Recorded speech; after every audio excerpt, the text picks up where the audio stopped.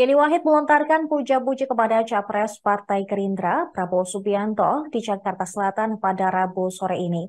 Menurut Yeni Wahid, Indonesia bukan sosok pemimpin yang harus mengerti dinamika geopolitik. Selain itu, adalah orang yang memiliki kemampuan strategik tinggi. Putri dari Gus tersebut menilai sosok Prabowo Subianto adalah orang yang memiliki kemampuan yang tepat. Ia pun mengatakan bahwa Prabowo berada di top list. Oleh sebab itu, ia sebagai representasi dari kelompok Gus Dur untuk berkomunikasi intens dengan Prabowo. Komunikasi ini guna mendengarkan kebijakan-kebijakan yang akan dibuatnya dan memberikan aspirasi dari pihaknya tentang Indonesia ke depan. Sementara itu, Prabowo menyambut hangat pujian Yeni Wahid kepada dirinya. Yang terpenting adalah mereka bakal bekerja sama demi Indonesia. Diketahui Prabowo Subianto menerima kunjungan dari Yeni Wahid di Kartanegara, Jakarta pada sore tadi. Diketahui pertemuan tersebut memang digelar secara tertutup. Sebelumnya Yeni Wahid memang sudah mewanti-wanti tidak akan mendukung capres yang berduet atau bergandengan dengan Muhaimin Iskandar karena Caimin dinilai pernah mengkudeta Gus Dur. Oleh sebab itu, sekarang Yeni Wahid berbalik.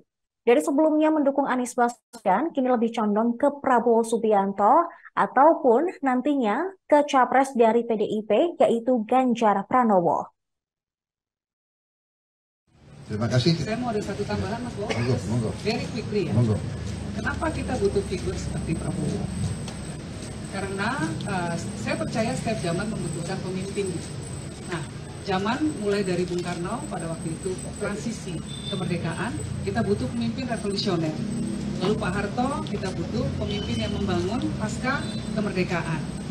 Pak Habibie, beliau memberikan imajinasi tentang negara yang berbasis teknologi. Gus Dur memberikan fondasi tentang demokrasi dan kesetaraan untuk semua, keadilan sosial bagi seluruh warga Indonesia. Bu Mega kemudian mengedepankan populisme dalam kebijakan pemerintahan beliau. Nah, Pak SBY kembali memberikan stabilitas ekonomi, stabilitas politik, dan memberikan contoh bagaimana Jenderal TNI bisa ikut dalam kontestasi demokrasi. Kemudian Pak Jokowi ini memulai take off untuk industrialisasi.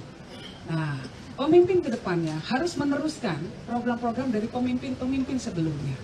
Salah satu tantangan yang dihadapi oleh bangsa kita ke depan dalam kerangka geopolitik, dinamika geopolitik yang sedang berkembang saat ini adalah bahwa ada ketegangan-ketegangan di wilayah kita.